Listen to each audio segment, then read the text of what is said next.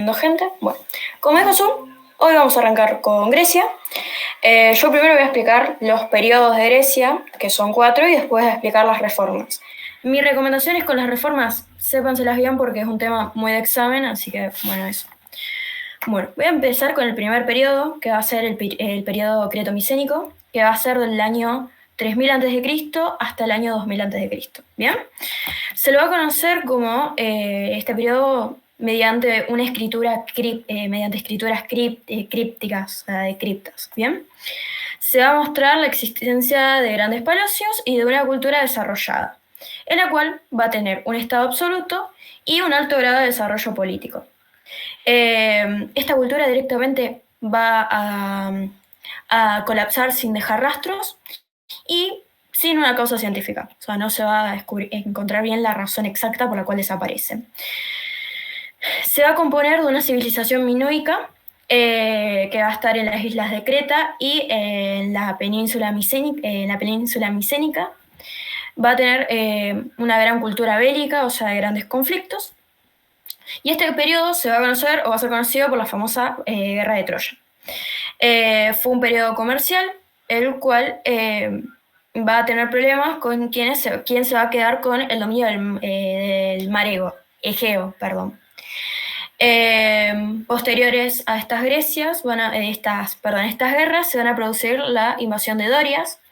Va a aparecer las armas de hierro de los dorios, los cuales van a presionar a los que serían los perdón si leo las palabras, pero algunas son complicadas, pero la guerra hacia los peloponesos,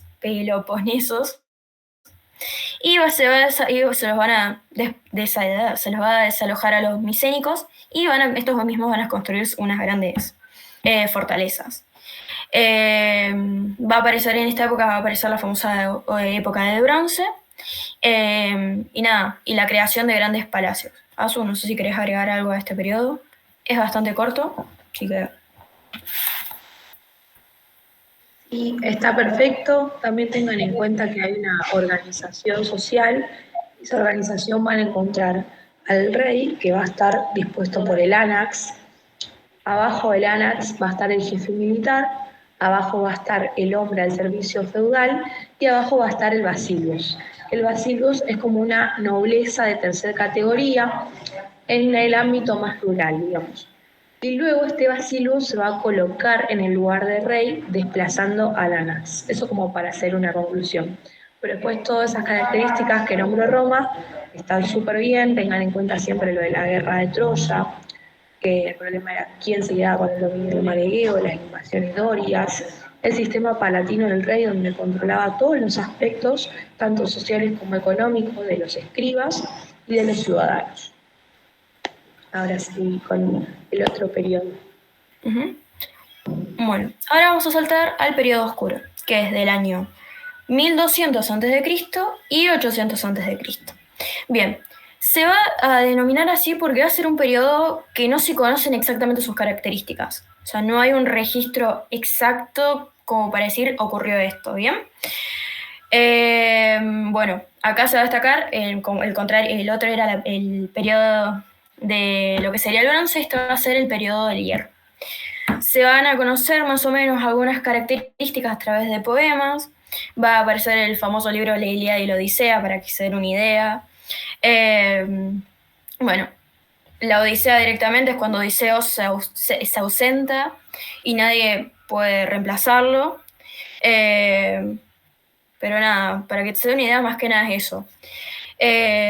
Se va a destacar más que nada en los pueblos de Asia Menor, que van a tener...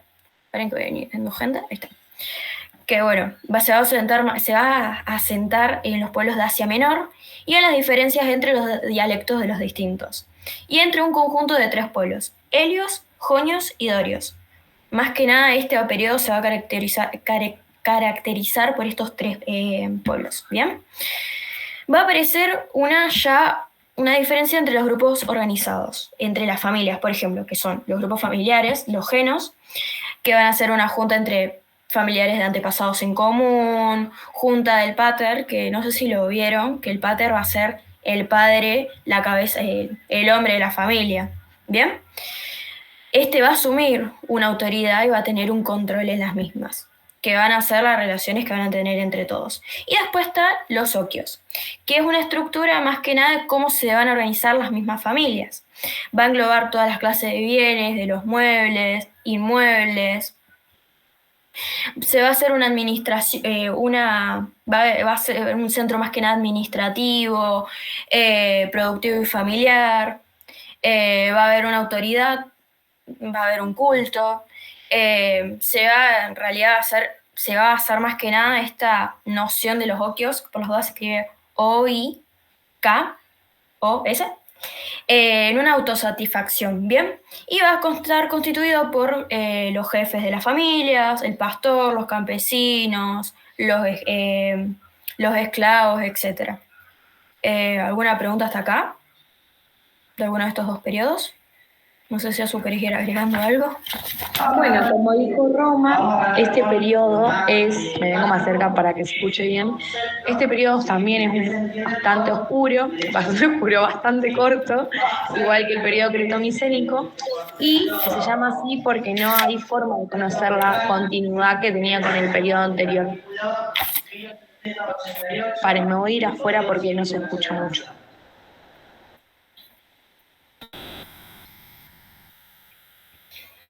Si tienen alguna duda, vayan preguntando, no hay problema. Si hablo muy rápido, frenenme, no tengo problema.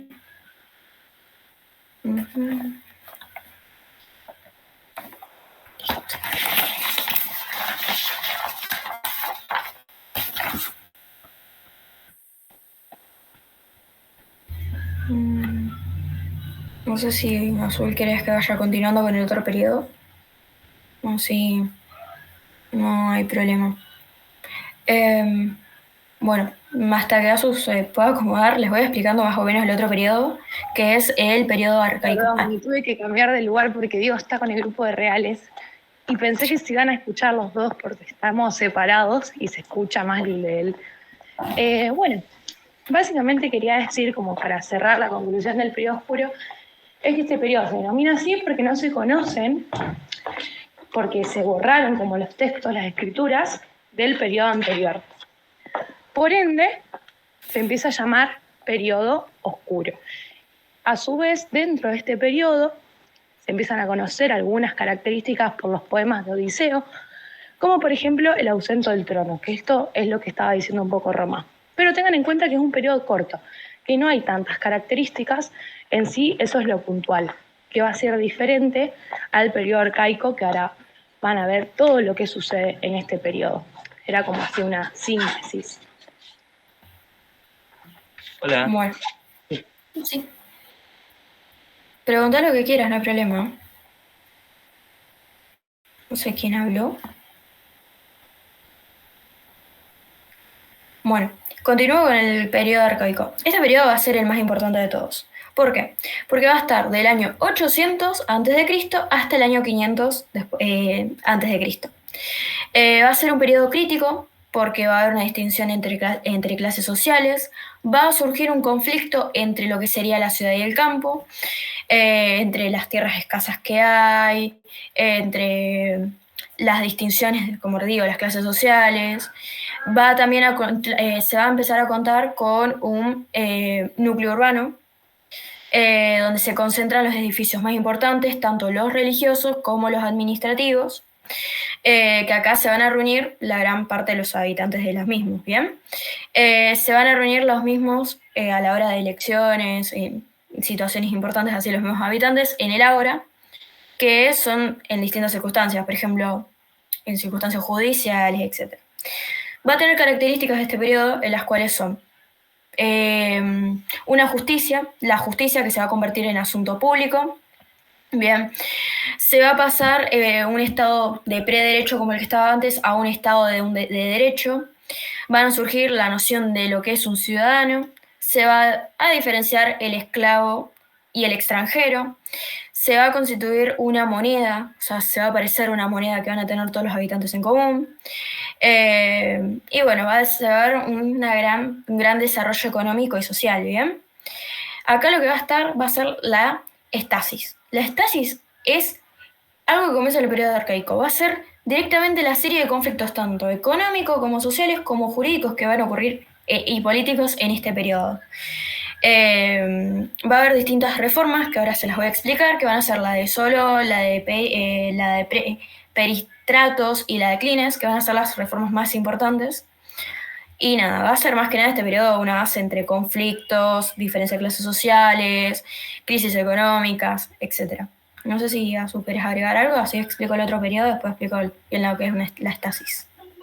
Sí, tengan en cuenta que como general de este periodo, porque como dijo Roma, después vamos a tener varias reformas, va a surgir la polis griega, donde hay un núcleo urbano, que estos núcleos cuentan con edificios muy importantes, ya sean religiosos y administrativos. A su vez van a surgir estos conflictos sociales porque la tierra era muy escasa, entonces el problema era que estaba en manos de muy pocos, entonces ahí se empiezan a dividir las clases entre los terratenientes, personas con más alta clase social a la clase más baja. A su vez va a aparecer la moneda, que se convierte en un símbolo de poder para Atenas, y después van a ver, va a surgir la noción del hombre, del ciudadano, y como contraparte también la del extranjero. A su vez, como dijo Roma, este periodo va a recibir el nombre de éstasis debido a la crisis social que se deriva del desajuste en el poder y en las tierras.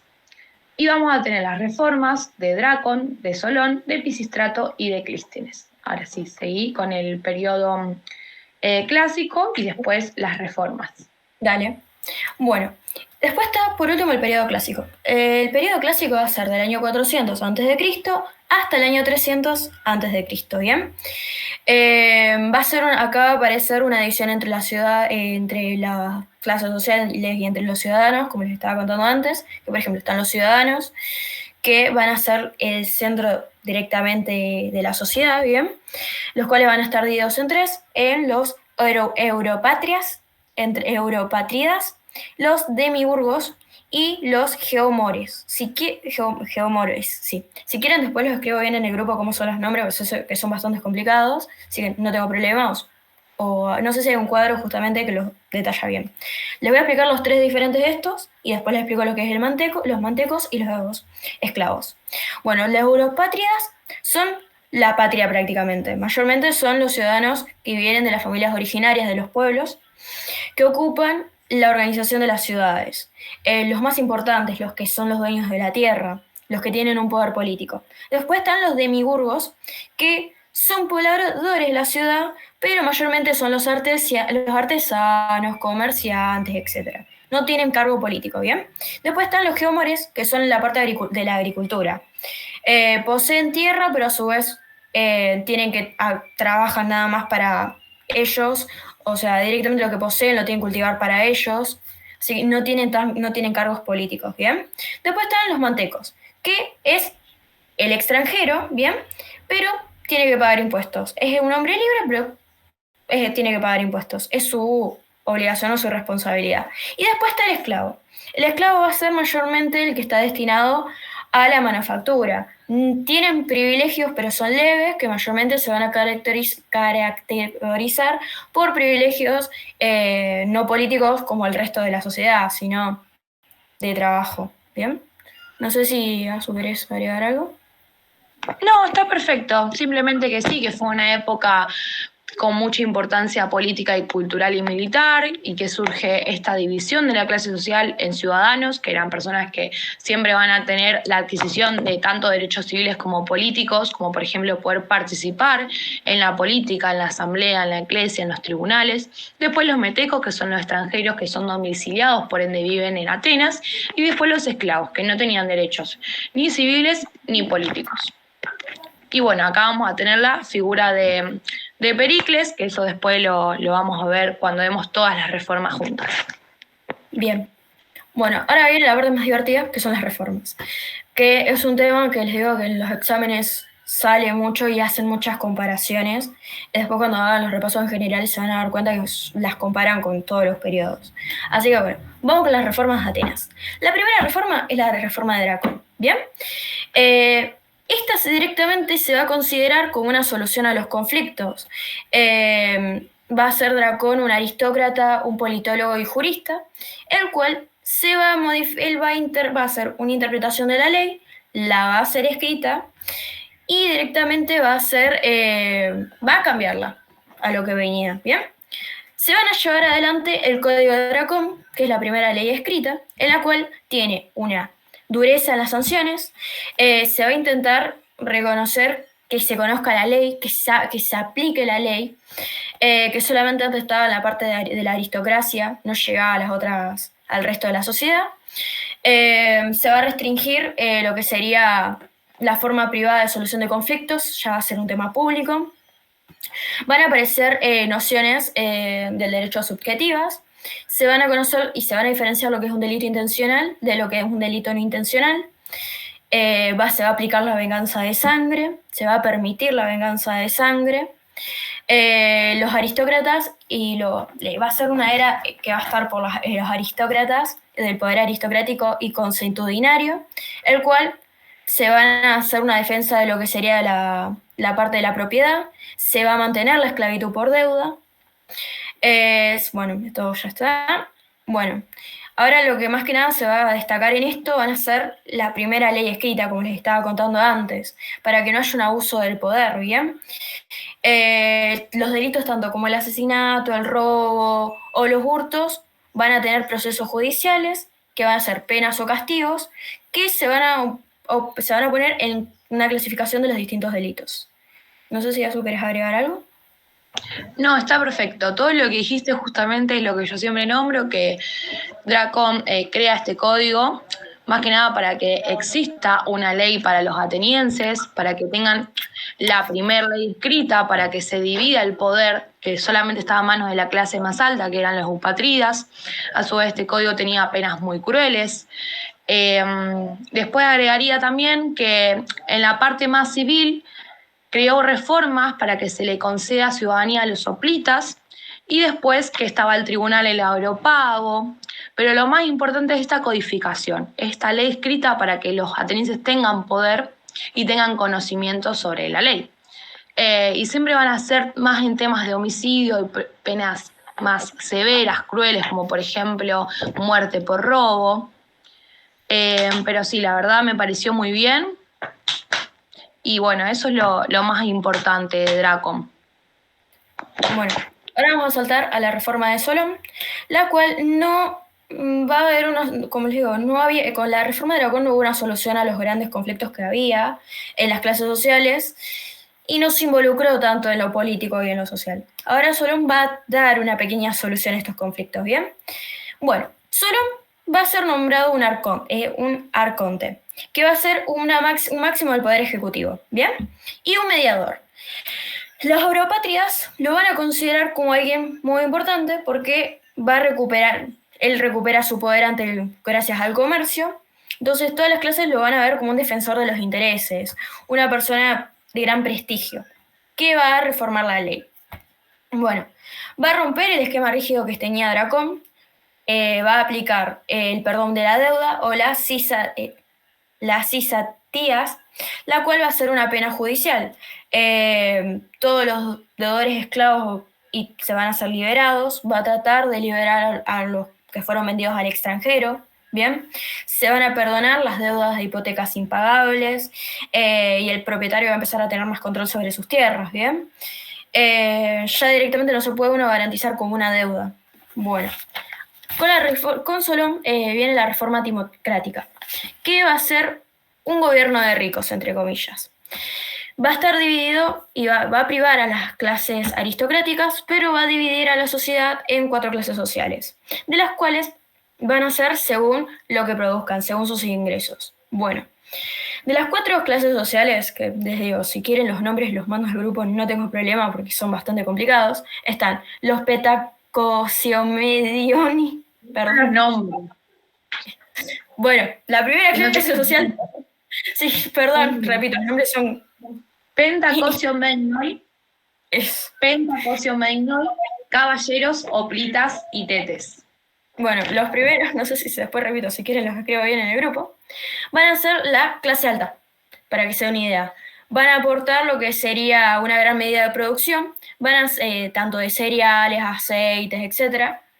Un número van a ser 500 para que se den una idea, van a ser los que suministran los recursos de guerra y van a ser los más ricos. Tienen acceso a todos los cargos importantes. Después están los caballeros, que su medida es de 300 más o menos.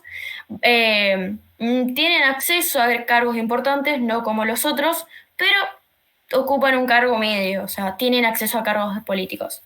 Después están los soplitas, que su medida va a ser de 200 más o menos. No van a poder acceder a tantos cargos como los primeros, pero van a poder formar parte de lo que sería el Consejo de los Ancianos, etc. Que ahora también hay otra subdivisión que se las voy a explicar. Y después están los tetes, que directamente son guerreros que tienen armas muy livianas, que prestan un servicio más que nada a la flota y que eran la mayoría de la parte de la población. No van a formar parte de la parte política como los primeros. Por el contrario, no van a tener esos cargos. ¿Bien? Van a ser una institución importante, pero la más baja de toda la clase social. ¿Bien? Ahora vamos con las reformas políticas. Las reformas políticas van a ser lo que sería la bula, que eran aproximadamente de 400 miembros que iban por sorteo. De las 3 clases superiores, de las 3 clases primeras que nombré, esos iban a los cargos. Van a ser una institución muy importante, de los cuales se van a proyectar las leyes. Después está lo que serían los arcontes, que van a ser lo que sería el poder ejecutivo, ¿bien? Los que van a formar las leyes, etc. Que estaba conformado por 9 cotes y un secretario. Después está la asamblea o la equesia, que eran funciones más judiciales, que actuaban como un tribunal popular para sentencias, etc. Cuando se juntaban entre todos se formaba o se llamaba la eliaia. Después está lo que sería, estos serían los principios, los comienzos. Perdón, ahí está. La ley, más que nada, lo que se va a caracterizar esta parte, estas reformas de Solón, va a ser en la propiedad privada, van a quitar la herencia de testar, va a hacer que el pater de familia no tenga tantos privilegios de vender a sus hijos como esclavos, ni a sus hijas a la hora de casarse. Los esclavos van a tener un poco más de libertades. Va a ser una reforma bastante beneficiosa para los mismos atenienses. No sé si Azu querés agregar algo. Voy a hacer como un resumen de Solón. Solón, al igual que Dracon y a los otros reformadores, es una persona muy importante, pero yo creo que mucho más importante es Solón, porque muchas veces lo hace comparar Solón con Clístenes, Solón con Servio Tulio de Roma. Como principal, algo que no pueden no saber sobre Solón, es la ley de la sictasia, el perdón de deudas. Solón fue la primera persona en Grecia que va a abolir la esclavitud por motivo de deudas. Esto va a hacer que llegue a una sociedad esclavista, que no es lo mismo que es una sociedad con esclavos. ¿Por qué? Porque antes las personas, antes de Solón, como por ejemplo en la época de Dracon, se entregaban como siervos porque tenían deudas, pero luego Solón va a abolir la esclavitud. Entonces, esta sictasia, este perdón de deudas, va a llegar a que las personas no se puedan entregar como garantías. A su vez, él perdona las hipotecas impagables para que las personas vuelvan a tener control sobre su propiedad. Es decir, que aquellas personas que habían perdido su propiedad porque no tenían dinero para mantenerlas, vuelvan a tener su propiedad. Y después prometió buscar a los extranjeros que habían sido vendidos por el exterior como esclavos, como siervos, por deudas. A su vez, la otra reforma muy importante es la que hablábamos antes con Roma, que es la división de las clases sociales. Y lo hace básicamente para que no haya dos distinciones, el pueblo, el demos, y los eupatrías, la clase social alta. Entonces los divide en 4, según las medidas que podían aportar. En suministro de guerra, en materiales sobre tierra, en aceites, y vamos a tener ahí a los pentacosios meignoi, absolutos derechos civiles y políticos, después a los caballeros, también con varios derechos civiles y políticos, después a los hoplitas, que también van a tener derechos, pero más restringidos en lo político, y después a los tetes, que ya van a ser ciudadanos común, el mayor porcentaje de la población, que no van a tener los mismos derechos. Por ejemplo, los tetes estaban en la infantería ligera, a su vez tenían voz en el consejo, pero no podían aportar ni ocupar cargos. Eso como muy importante. Y después la BULE. La BULE, que es esta institución que es creada por Solón, que consiste en un consejo de 400 miembros, la asamblea, que es la eclesia, y los arcontes. Eso como más importante. Ahora puedes seguir tranquila. Dale.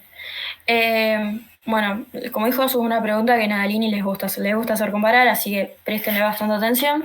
Si tienen dudas, repito, pregúntenlos que no hay problema. Ahora vamos con la reforma de Pisístrato.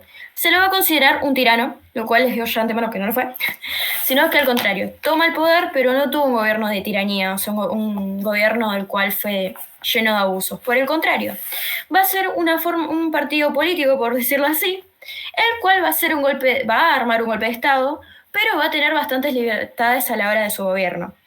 Va a mantener una concentración del poder, a los únicos que no los va a permitir subir va a ser a los que son contrincantes. Va a haber una expansión tanto económica como marítima, se va a potenciar las obras públicas, el arte, la filosofía, etc. Van a aparecer bastantes fiestas religiosas, poemas, etc. Va a haber una gran paz en estos periodos, una gran paz y prosperidad, grandes avances, tanto en los campos de olivo, etc. Va a ser un periodo de industria que va a ser beneficioso, va a haber, como repito, gran bienestar para los agricultores, se va a afianzar, los materiales del Estado, cómo estaba conformado, va a haber una disciplina en sí, a los sectores aristócratas, o sea, se los va a mantener controlados, entre comillas. Nada, es una reforma directamente la cual va a ser muy beneficiosa. Va a haber paz, o sea, directamente Pisístrato es paz. No sé si querés agregar algo más, Azu, porque literalmente esta y la reforma de Clinés es recorta. Sí, Pisístrato es bastante corto. Lo que tienen que tener en cuenta es que Pisístrato va a dar un golpe de Estado, por ende se va a convertir como un tirano, dando un golpe de Estado en la Acrópolis. Él hace esto para defender a los campesinos humildes del interior, o sea, quiere defender a la clase más baja, pero obviamente no queda muy bien con las demás clases sociales.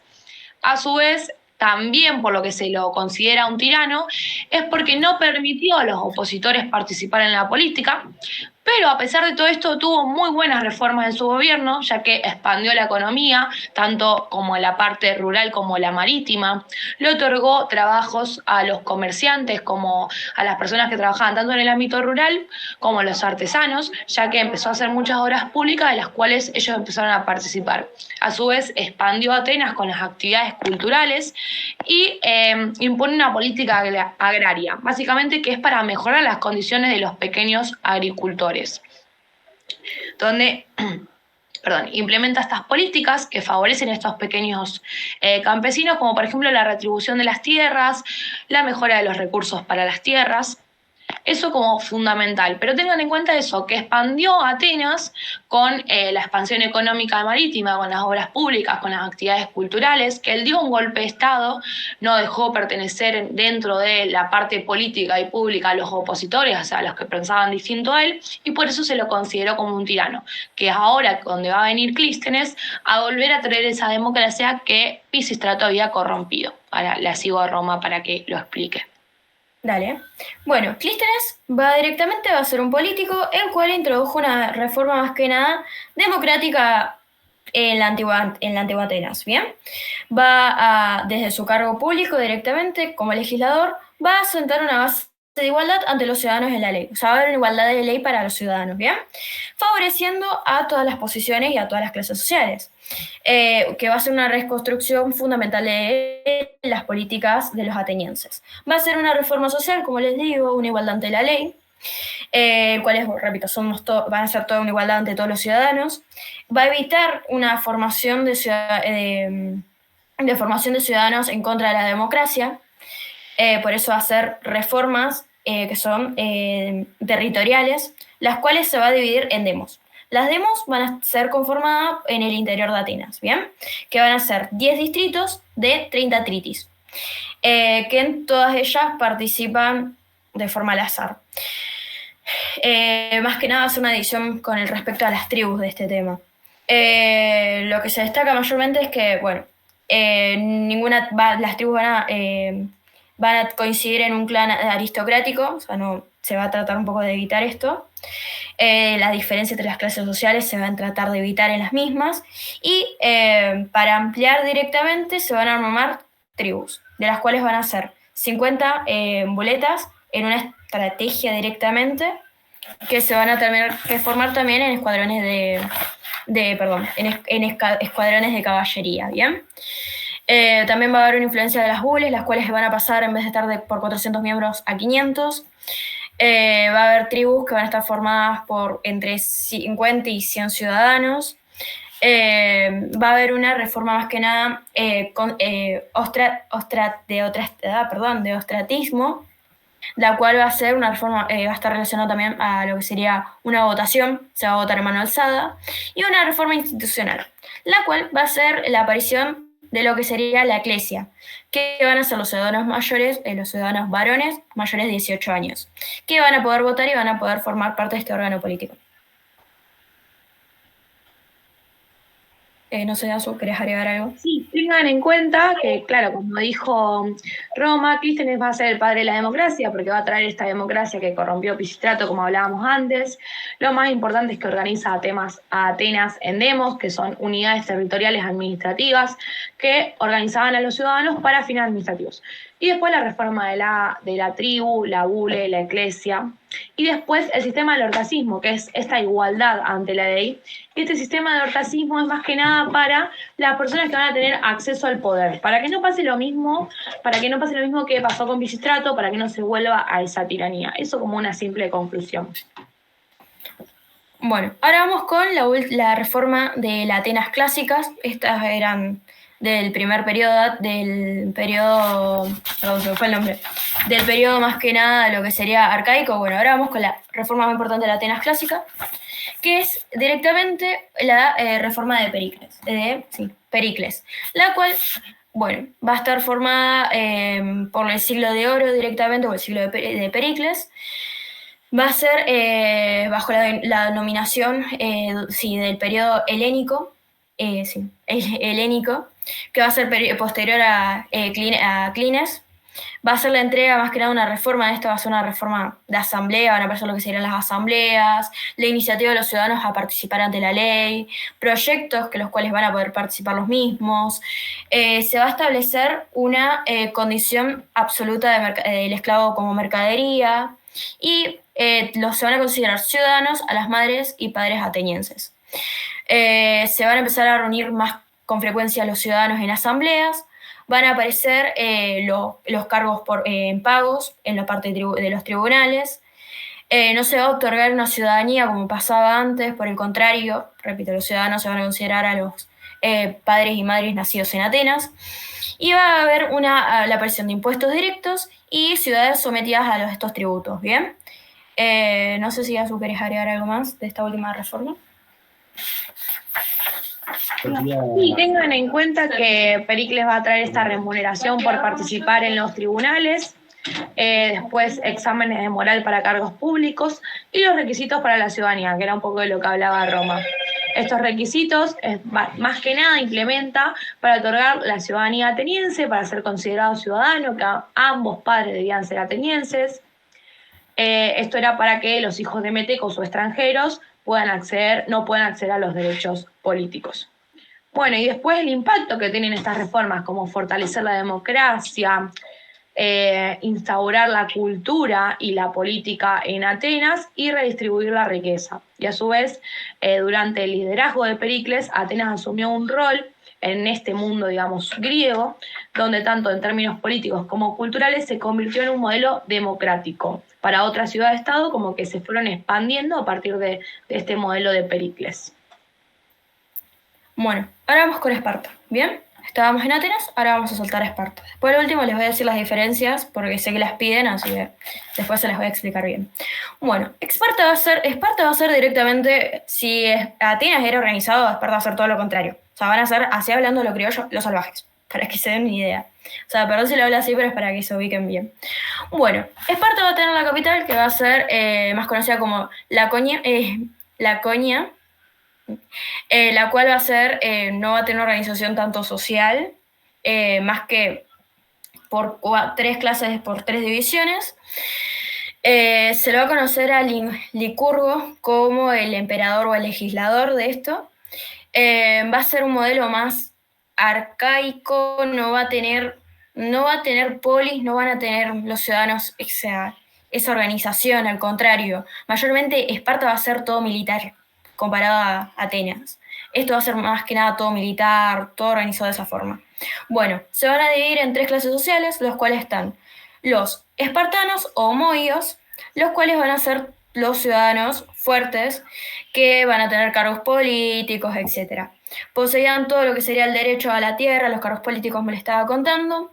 Ellos no trabajaban, se dedicaban solamente a la guerra, eran separados a partir de los 7 años. Iban a las escuelas militares hasta los 20, su único objetivo era procrear, tener hijos. Estaban vinculados nada más a pagar su material de guerra, y nada, era la clase fuerte para que se den una idea.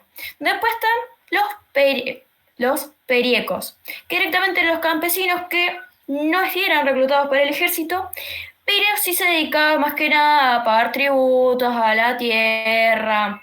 Un pequeño porcentaje les corresponde, lo tenían ellos, ¿bien? Y después están los iletas, que eran los siervos del Estado, los que trabajaban más que nada en lo que sería la tierra, en misiones para conservarla.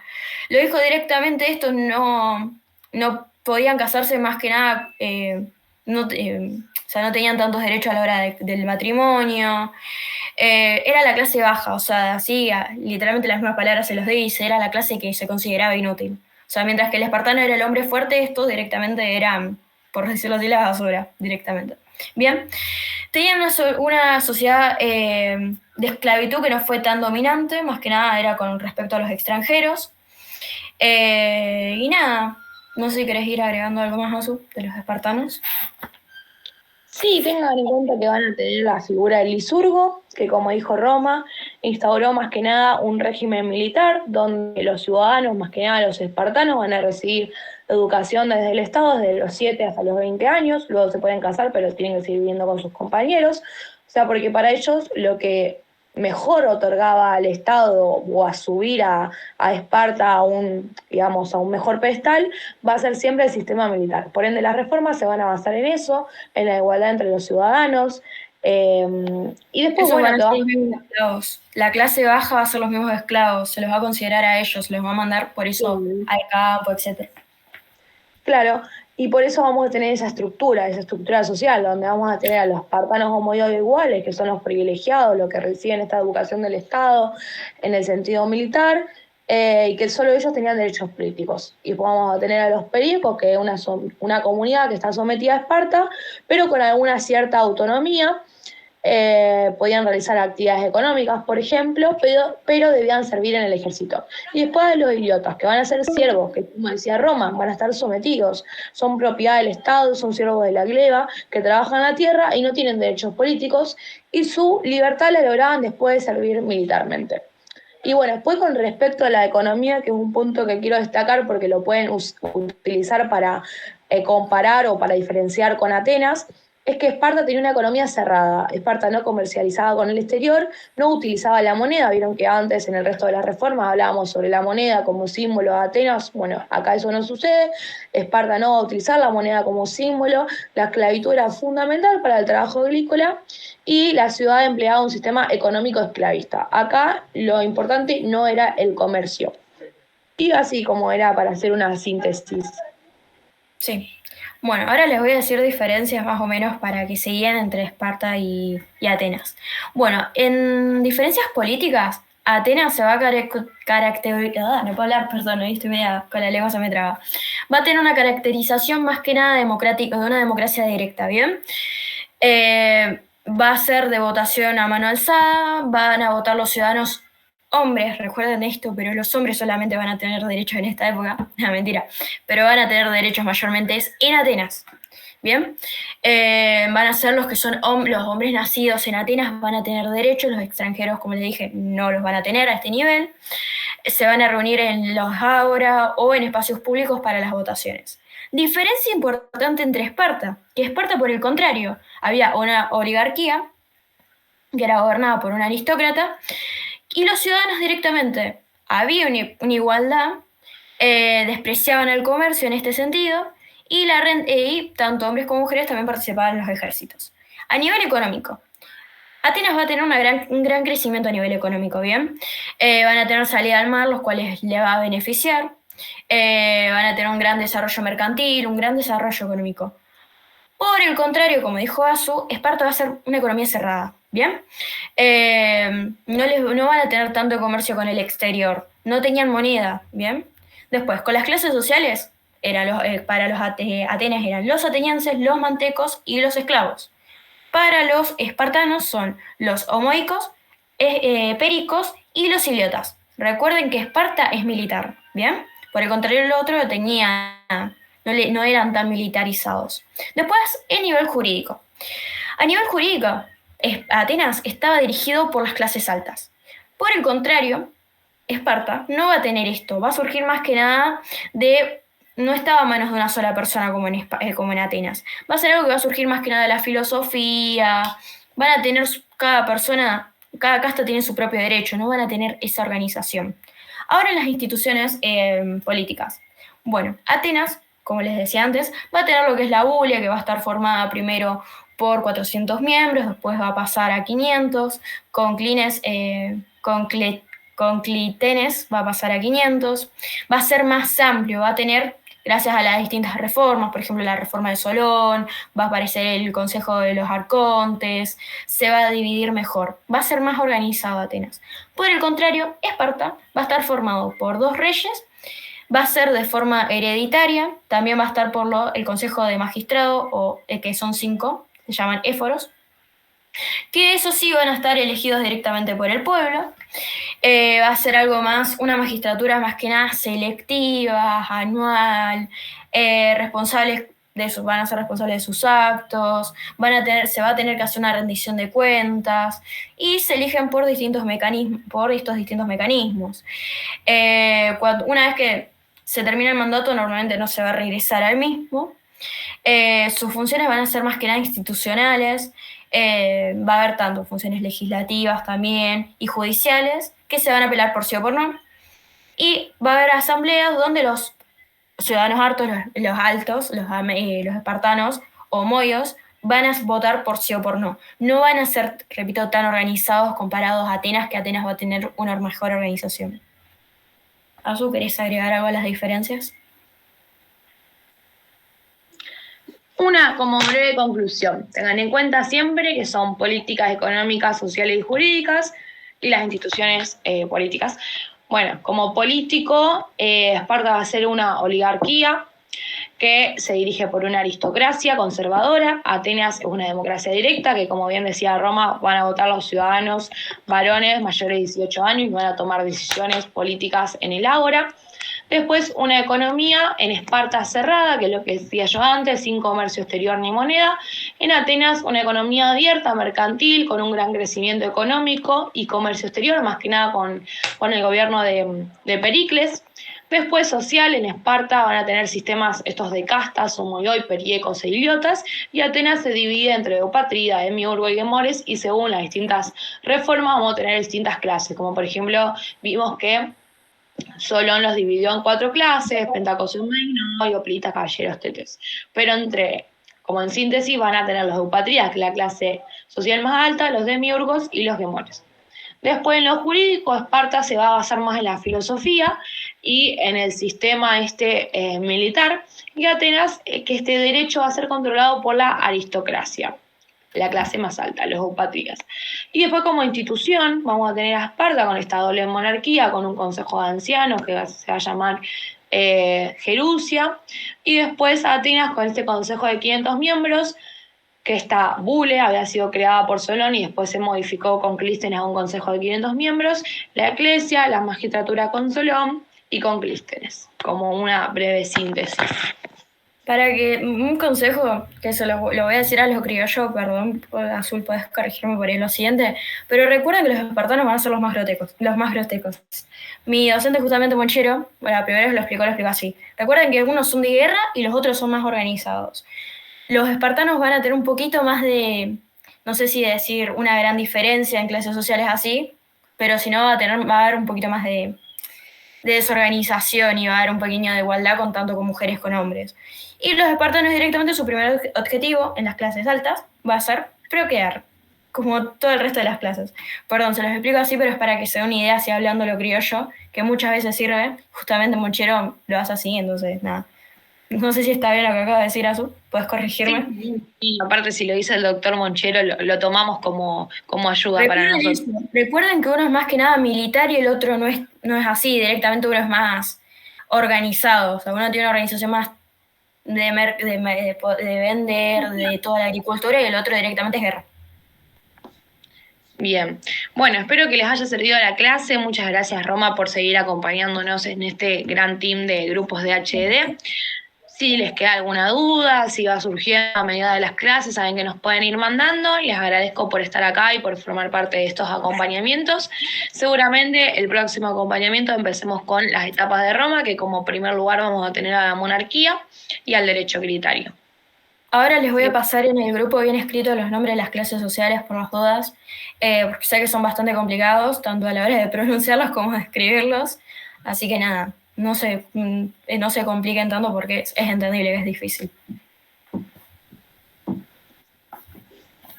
Bueno, fue un gusto, la verdad. Gracias, Buenas Azul, noches, muchas gracias. Chao, nos vemos. Cualquier cosa nos van escribiendo. Uh-huh. Hasta luego, gracias. Adiós. Adiós. Ay, qué raro, se siente dar grupos de estudio. Pero estuviste súper bien, ¿viste? Re bien, te felicito.